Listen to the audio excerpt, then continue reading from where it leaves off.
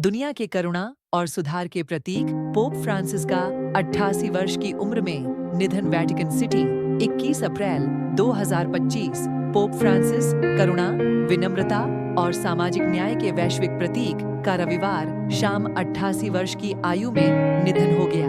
Vatican ने पुष्टि की कि उन्हें मस्तिष्क आघात, स्ट्रोक के बाद हृदय गति रुकने से मृत्यु हुई।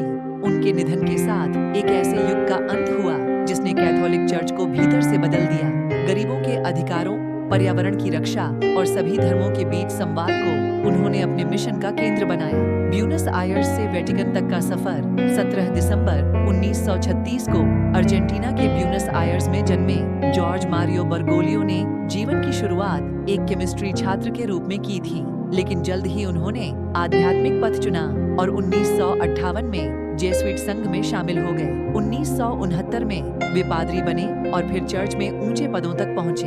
1998 में वे ब्यूनस आयर्स के आर्च बिशप और 2021 में कार्डिनल बने। सादगी, विनम्रता और गरीबों के प्रति गहरी संवेदना उनके नेतृत्व की पहचान रही।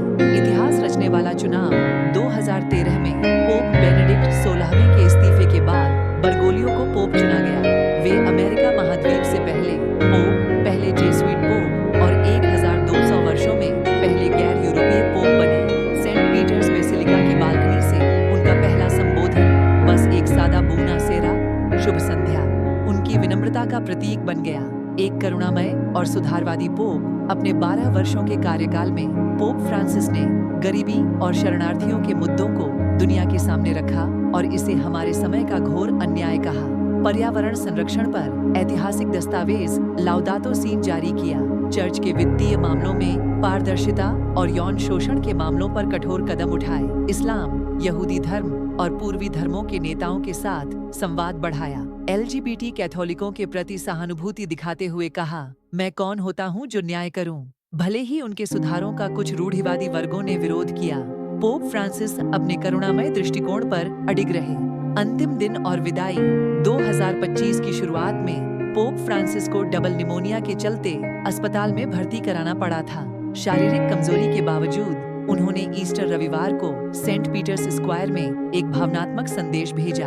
अगले ही दिन उन्हें भीषण स्ट्रोक आया और वे कोमा में चले गए। वेटिकन प्रवक्ता मत्तेओ ब्रूनी ने रविवार रात उनके निधन की पुष्टि की। दुनिया भर में शोक। उनके निधन पर दुनिया भर से श्रद्धांजलियां उमड़ी। संयुक्त राष्ट्र महासचिव एंटोनियो गुटेरेस ने उन्हें शांति, करुणा और न्याय के अथक योद्धा बताया।